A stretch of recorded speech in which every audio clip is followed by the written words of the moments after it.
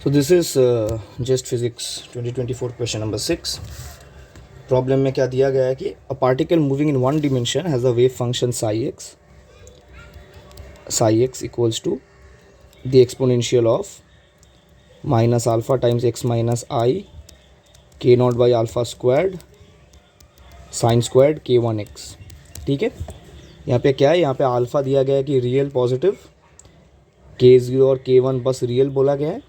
हम लोग को क्या ढूंढ के निकालना है कि मोमेंटम का एक्सपेक्टेशन वैल्यू, ये हम लोग को ढूंढना है. ठीक है, अब जो एक्सपेक्टेशन वैल्यू होता है क्वांटम मैकेनिक्स में, ये क्वांटम मैकेनिक्स वाला प्रॉब्लम है, बहुत इजीली दिख भी रहा है यहाँ से क्वेश्चन के पैटर्न से ही. तो इसका वैल्यू क्या होता है, इसका वैल्यू होता है integration of psi star x minus I H cap D by d x Sai x d x. H cap क्या होता है, रिड्यूस प्लैंक्स कांस्टेंट, ये हम लोग को पता है. तो हम लोग इसको निकालने के लिए क्या करेंगे, हम लोग क्या काम करते हैं, पहले साई एक्स को हम लोग दो पार्ट में डिवाइड कर लेते हैं, एफ एक्स इंटू जी एक्स. ठीक है, एफ एक्स क्या लिख रहे हैं हम लोग, we take f x as the exponential of minus alpha x minus i k naught by alpha squared. ठीक है, and we take g x to be sine squared k1x. Right, तो Gaussian part बन रहा है f, right, f बन रहा है Gaussian part. सो अगर मैं जो गॉसियन पार्ट हमारा है, अगर मैं उसको पहले रिड्यूस करने की कोशिश करूँ, तो मैं पहले तो fx को लिख सकता हूँ the exponential of minus alpha times x square minus 2 iota k not x by alpha minus k naught square by alpha square. Right, तो ये क्या बन रहा है, ये बन रहा है the exponential of minus alpha x square exponential of 2 iota k not x times exponential of minus k naught square by alpha. Right, अब ये तो कांस्टेंट होगा, राइट, ये कांस्टेंट होगा क्योंकि के नॉट और अल्फ़ा दोनों कांस्टेंट दिया गया है, तो दिस अ कांस्टेंट, तो ये मोमेंटम को कोई भी तरह से अफेक्ट नहीं करेगा. So this does not affect the momentum. Right, ये नॉर्मलाइजेशन में कैंसिल हो जाएगा अगर मैं बहुत बेसिकली बात करूँ तो हमारे पास एफ एक्स का वैल्यू क्या आ रहा है, तो this is e to the power minus alpha x square e to the power 2 i k not x. Right, तो हमारा साई क्या बन गया, this is e to the power minus alpha x square times e to the power 2 i k not x times sine square k1x. ठीक है, तो ये हम लोग का वैल्यू बन गया वेव फंक्शन का. अब जो मोमेंटम ऑपरेटर है उसको अगर मैं वापस से एक बार लिखूँ, वो कैसे डिफाइन होता है, वो होता है साई स्टार एक्स, जो नॉर्मलाइजेशन के बाद मिलेगा हम लोग को, H cap D by d x of Sai x d x.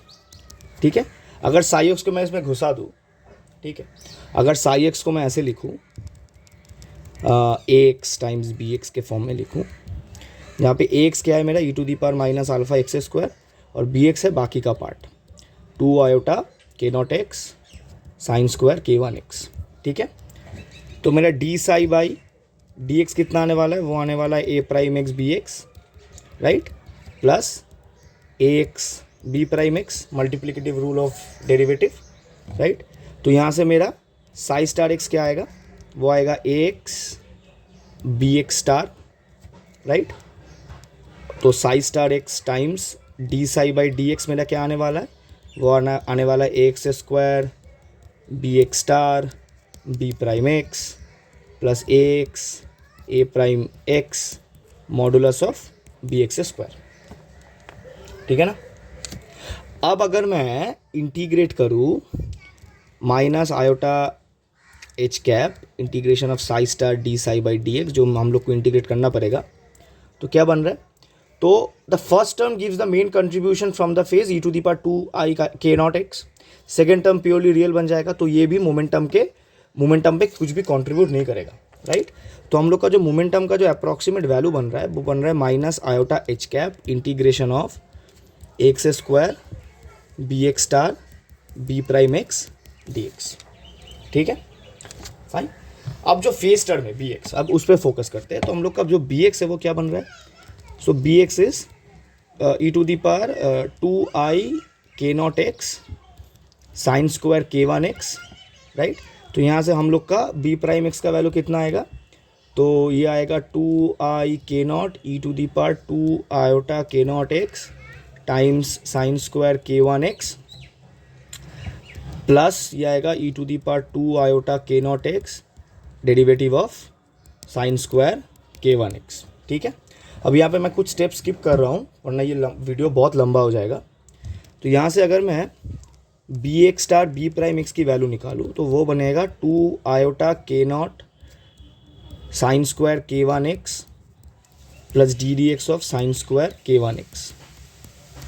ठीक है, तो देयरफॉर नेक्स्ट पेज पे चलते हैं। तो देयरफॉर मेरा Sai star into D psi by d x कितना आ रहा है?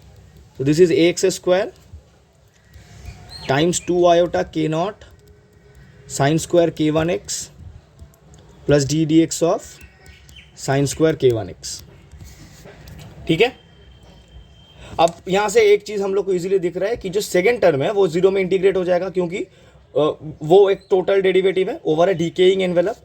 ठीक है जी, तो हम लोग का जो गॉसियन है, गॉसियन एक्स स्क्वायर, इसके ऊपर दिया गया है ना, तो ये गॉसियन एनवेलप बन जाएगा, आई मीन डीकेइंग एनवेलप बन जाएगा। तो इसका और उसका टोटल डेरिवेटिव दिया गया है हम लोग को, तो ये सेकेंड टर्म जो है वो इंटीग्रेशन के बाद तो जीरो हो जाएगा, तो बचेगा सिर्फ पहला पार्ट।